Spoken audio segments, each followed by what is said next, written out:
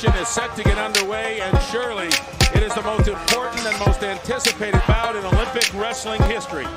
This man, Alexander Karelin, wants to set Olympic history. He wants to be the first four-time Olympic champion in this sport. He's already been the first three-time Olympic champion. If Rulon Gardner could beat this man, how much of an upset would it be, Jeff? If Gardner the American were to win this match, it would be akin to the 1980 U.S. hockey team's win over the Soviets. It would be that unexpected, Russ. If the hockey team's victory over the Soviets was called the miracle on the ice, then Gardner's victory would be called the miracle on the mat. Well, time is running down. There's only 2 seconds to go. That's it! Oh, my! Do you believe in miracles again?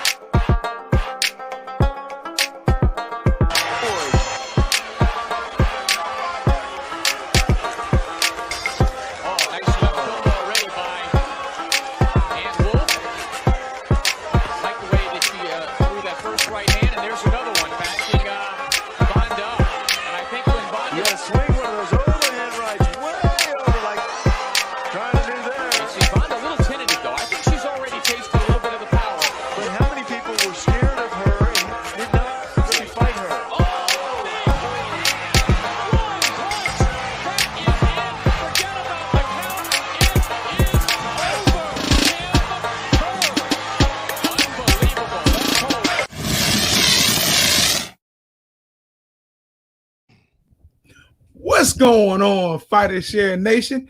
It is a little after 7 o'clock p.m. East Coast time. And guess what? Let's see. Right over there is the Badger. Y'all recognize him. Shades, cap, air traffic controller headphones. What's going on, Badger? Man, I can't call it, man. It's a warm one today, so I'm thinking that my therapy gonna cool me down a little bit. So that's where we at with it. Look, we hope so. Because it's hot. It's I don't know if it was as hot as it was yesterday, but it's hot. When you start looking at 106 feels like 110 feels like. Look, that's ridiculous. That's ridiculous. Yeah, but all my people out west in Arizona, Texas, and parts of California that like to claim that, it's 114 out here or it's 120. Try adding about 45 with almost 50% humidity to that, and then tell me what that feels like. 57% humidity. Yeah, it's out there. Well, it's a dry heat. Yeah, come east and south. Put that moisture in the air when you're trying to get some air. It's just hot, man. Look, anything else you want to get off before we jump into On My Grind? I'm ready to go ahead first, brother. Okay. All right, he said go head first. I heard a midget say that one time, but yeah, you gotta relax. What? A little person. I meant a little person. Yeah, you gotta relax. Oh, this is the day show. You gotta relax, bro. Okay. What am I doing wrong, bro? What have I said wrong, bro? All I said was, well, anyways, all right, time for us to get it. Nope. Boom. On my grind. UFC recap. My brother. I'm gonna let you. I would start off, but I seem to go a little long-winded, so I'm giving it to you. You know, I'm bad here, but I feel okay that I missed the UFC fights last night because I was checking out some local fights in my very own backyard. Yeah. Shouts out to Nelson Promotions, KO Addiction, and everybody there in Plant City made the fight happen last night. And this is the only time that we should feel bad about missing big national televised fights, and we out supporting our local fighters because the grassroots is what keep these sports thriving, man. But great fight last night. Ryan Martin looked great. Yes, he did. Everybody remember Ryan Martin? He had the same manager as Triple G, I think. Was one of the top ranked guys. Lost to Josh Taylor, who's the current champ at 140 pounds. So this is his first fight back in, I think, 18 months. He looked pretty good. Cecil McCallum, who a lot of people don't remember. Baltimore stand up.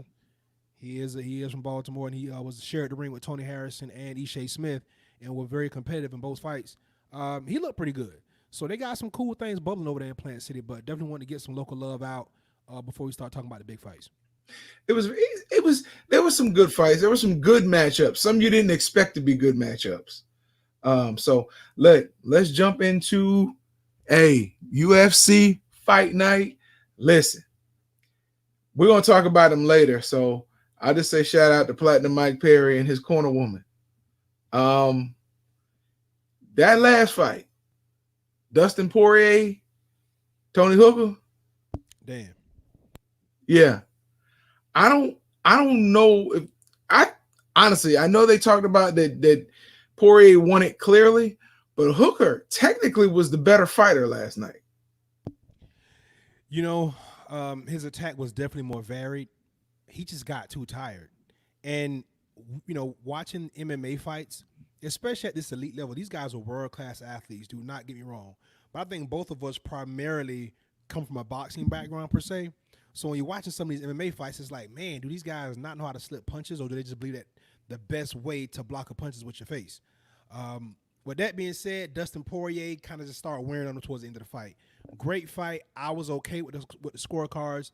I could even gave it 3 rounds or 2 unanimous, but one judge saw it a little bit wider. But look, they were all very competitive rounds. Yeah. If there's a moral in losing, which I don't believe there is, but Dan Hooker definitely. I mean, he's always been legit, but that fight with Dustin Poirier definitely just solidifies him as being a top 5 guy in that weight class.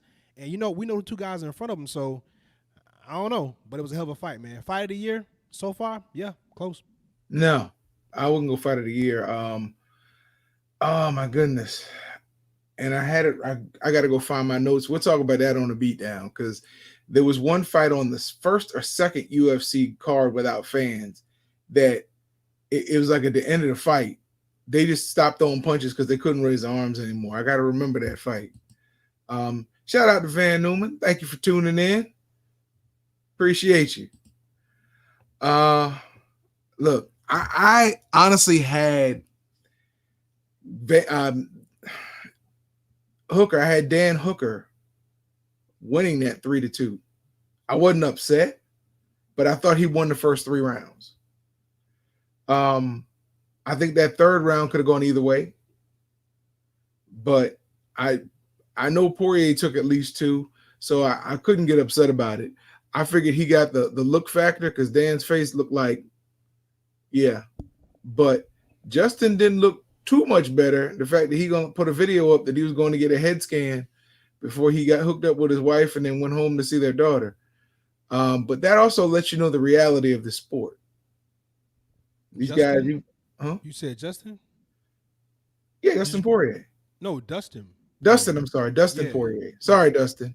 Please forgive me. Yeah, but I mean, it lets you know the reality of this sport, why they call it the hurt business, because you won the fight, yet you're still going to get a head scan before they can let you go home. So, but it was a good fight. Yeah, man. One thing that Poirier said that I like, man, he said, you know, he doesn't want to kill his love for the sport. So, you know, if he's going to come back this year, maybe next year. And Right. yeah, I mean, that's as true as it gets. And Poirier's always pretty much been a class act in the UFC. And, you know, coming from humble beginnings, I think out of Louisiana. Hell of a fighter, man. So kudos to him and Dan Hooker for making the trip from down under, man. You know, great fight by the UFC last night. These guys, they figured it out. They kind of winning right now. Yeah. Even when your top guys get knocked off in the UFC, you're still looking pretty good. So they are looking pretty good. They're winning. I've said that, and I'll still say it. As much as I love boxing and was raised on boxing, the UFC's figured it out. So, wow, my bad.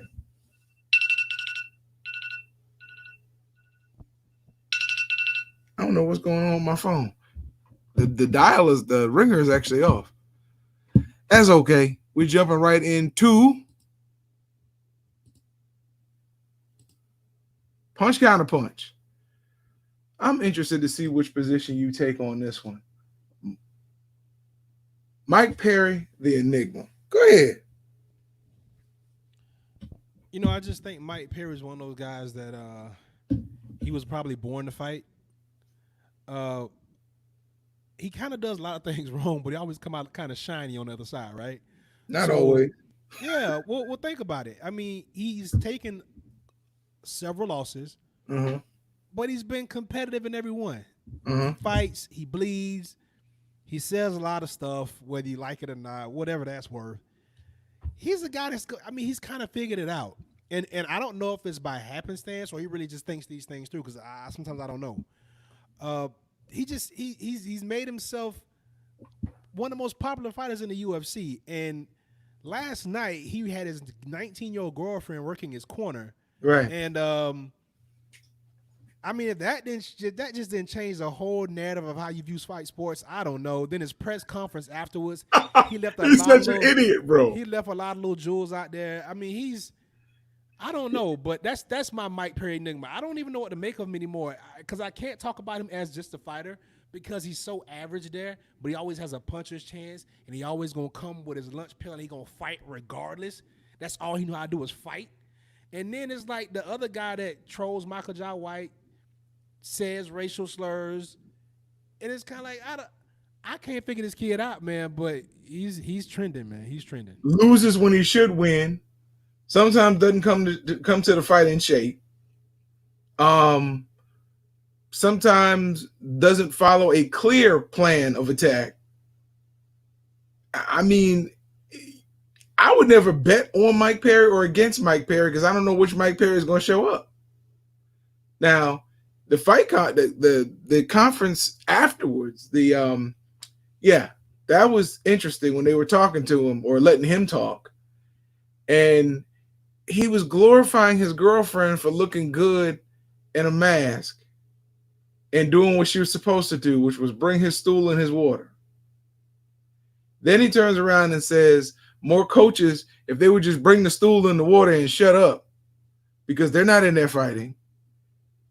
Bro, I mean, you were fortunate to fight a guy whose coaches did not give him correct instruction, because he was tagging you in the beginning. And if he had fought you correctly, you would have been slowed down and busted up. The guy didn't really go to the body at all on Mike, because Mike kept his hands down. He figured, I'm just keep. My thing is, if you're going to come at me like that with your hands down the whole fight, I know you got a hard head and pretty much a good chin. So I'm going to work your body, or I'm going to throw elbows at your head and your face instead of fists. I looked at the guy he was fighting. You can see this guy had a lot of boxing background with him, because of the way he kept his hands, the way he threw his jabs. He was throwing crisp punches. Mike was eating them. So the guy didn't have a lot of power. The guy was throwing kicks to Mike's body instead of throwing leg kicks. And correct me if I'm wrong. I mean, I just think he got this all wrong. I think he's just trying to see this from more of a tactical perspective. Man, none of this can be explained. And even if you're right, everything you said about Dan Hooker is correct. Guess what? Dan Hooker, I'm talking about the guy that fought Mike Perry. Oh, my bad. I'm sorry. What's the kid's name? I can't either. Anyway, I'm sorry, Dan Hooker. I'm giving you credit for all the wrong things. The guy that Perry just beat, though. Gall. Mickey Gall. Mickey Gall. Even if you're right, it didn't happen last night, and that's all that matters. We can make it as easy as we can. We can package it. We can put in a nice little bow. We can talk about all the things that Mike always does wrong, all the stupid things that he says. But at the end of the night, he always seems to come out a little bit shiny. And all those things you said about Gall may be correct, and it might have been that simple, but it didn't happen last night when it counted. And nobody ever remembers the run up. They only remember the winner. He's still winning. My only issue with that statement is he doesn't always come out looking shiny. Sometimes he comes out looking dingier than a penny laying in the mud. And in this sport, he's winning. You remember when old boy bust his nose completely, and that was trending on the internet? I don't even remember the dude's name who busted his nose, but it was Mike Perry's nose. It's just always this thing with him, and I don't know how he does it. It's almost like he's Teflon. Maybe I've just made the mistake of watching him against lesser competition and looking worse. And that's why I say he doesn't always come out looking, what the heck? Oh, I know what it is.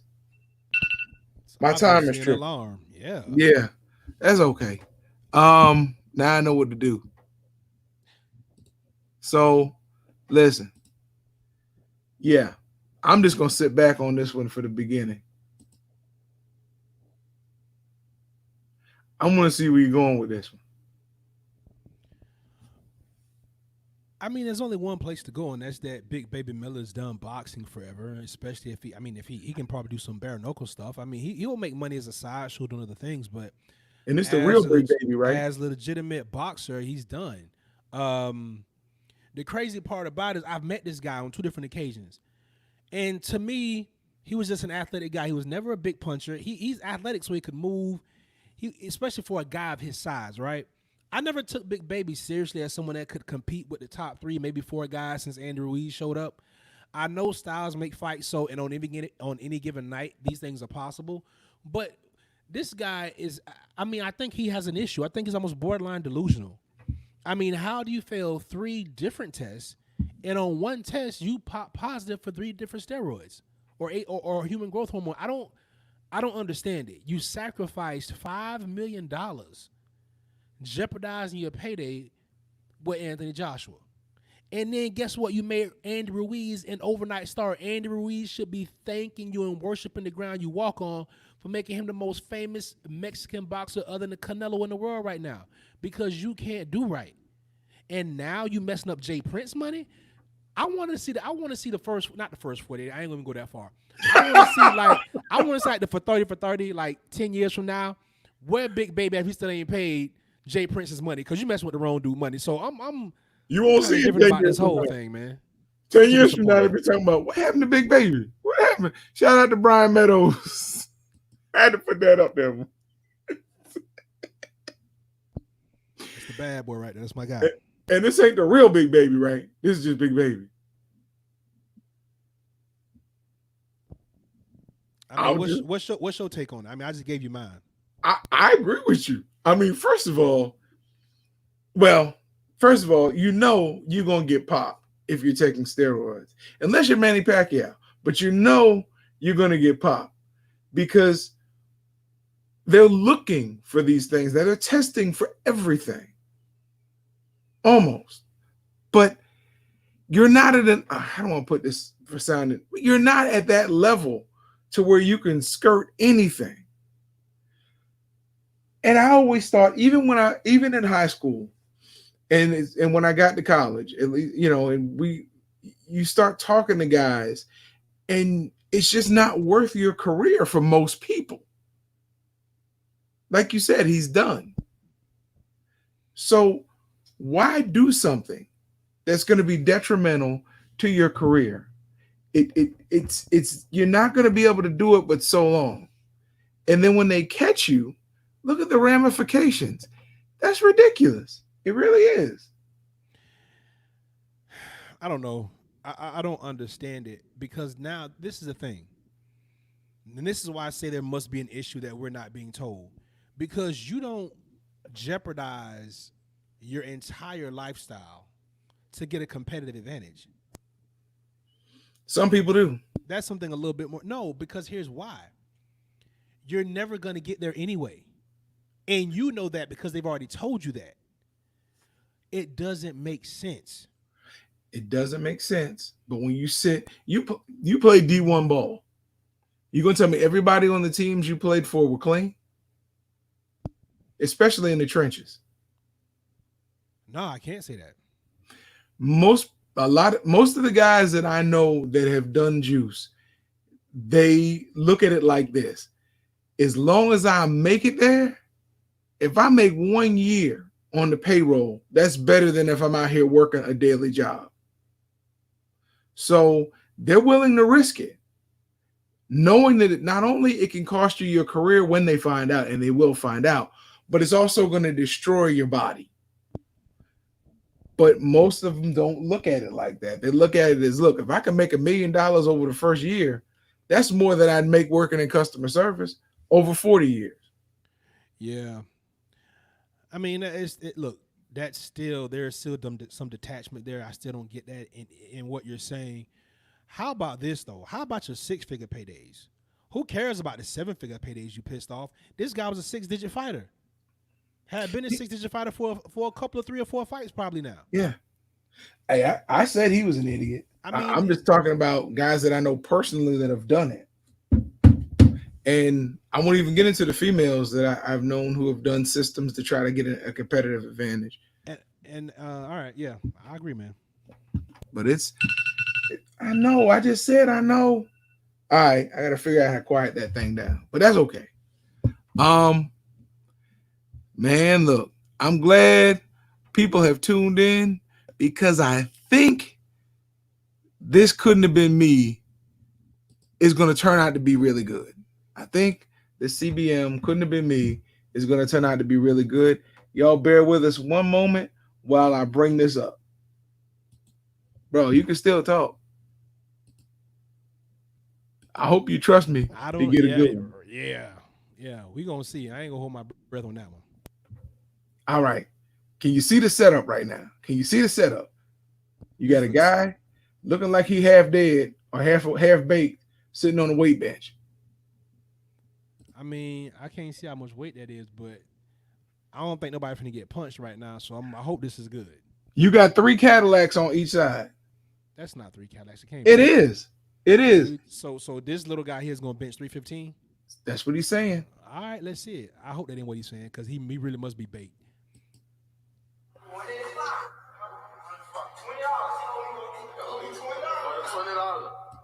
He doing it for a $20 bet. But that's not 315, but go ahead, play it.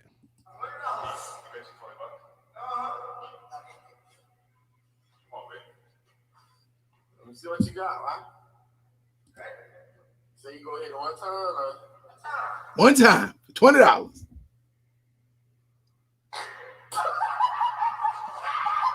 Wait, what?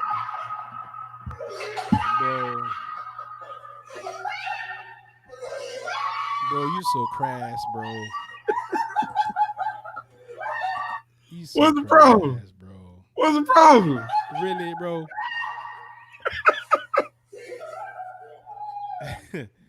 I mean, I don't want to laugh. Hey, look at him. What I love is he left the weight on his chest because it was so funny. Then he had to remember, oh crap, I got to get the weight off his chest. I think he said that was 185. But go ahead.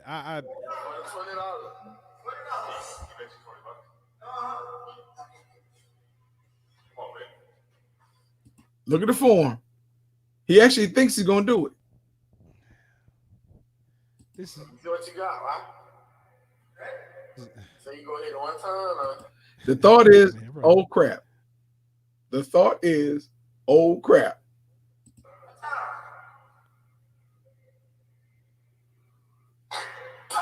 I mean, look at him walk away. I mean, yeah, his spotter ain't worth a damn. That could have rolled back on my neck. First of all, that couldn't have been me because I've never been delusional. So I would never, in my best day, get under some weight I know I couldn't do. And might I add, I learned about weight room etiquette very early on. And I never did drugs. So all those things considered, that couldn't have been me. It ain't that bad though. What would have been worse is if something would have came out.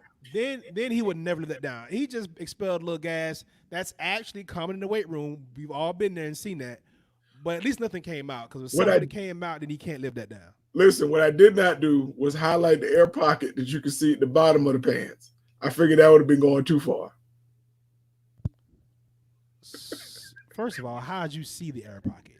Would be my first question. I'm not going Secondly, there. are you sure? Oh, okay. I ain't We going don't, we there. don't want to get hit with slander on this show. What? Oh, really? Speaking untruths about this young man's habits. You know.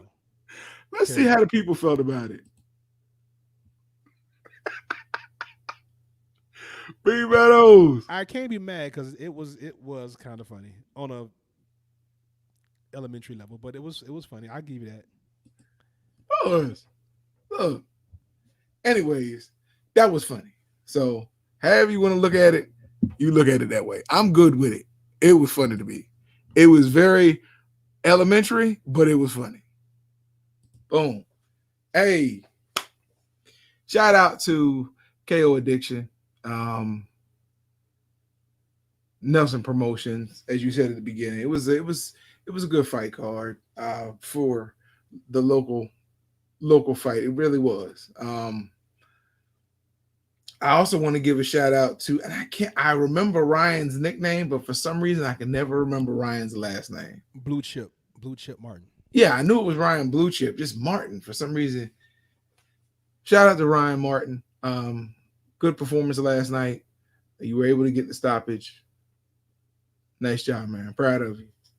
And Sean Mason, we got an interview with him and we put it out there. Hey, you fought through. I don't think it was as easy as you thought it was going to be, but you fought through, and kudos to you, my friend. And shout out to the Badger. Y'all may be wondering why I'm saying shout out to the Badger. The Badger has been through a lot, and I want to let people know that this is a good dude. As much as we riff each other on the air, and look, he's a good dude. He really is. And I don't give him credit enough. So shout out to you, sir. And my wife, and my daughter, and my mom, and my dad, and Fighter Share Nation. Thank you, bro. That was unexpected. But yeah, we're gonna keep this marathon moving over here, man. But listen, I want to give a shout out to everybody that tunes in and checks us out every Monday, Tuesday, and Thursday now on the Beatdown at 11 p.m. Eastern Standard Time. Make sure y'all catch us here at the Fighter Share Report every Wednesday and Sunday. Listen, don't be a hypocrite. We mad at Big Baby. We should still be mad at Canelo, no matter what you say about it. And shout out to Eddie Alvarez's Twitter feed after the Mike Perry fight, because he highlighted some very important things that all fighters need to be aware of, like how to manage your money and how not to blow it all. Remember why the Fighter Show was started. We're gonna be advocates for all these things, and hopefully sooner or later we can get that conference going. But shouts out to that thread. I've seen a lot of different athletes commenting on it. Boxing and MMA, beautiful marriage. Y'all all suffer from the same plight. Other than that, man, Fighter Nation, we'll see y'all. Y'all there. Peace.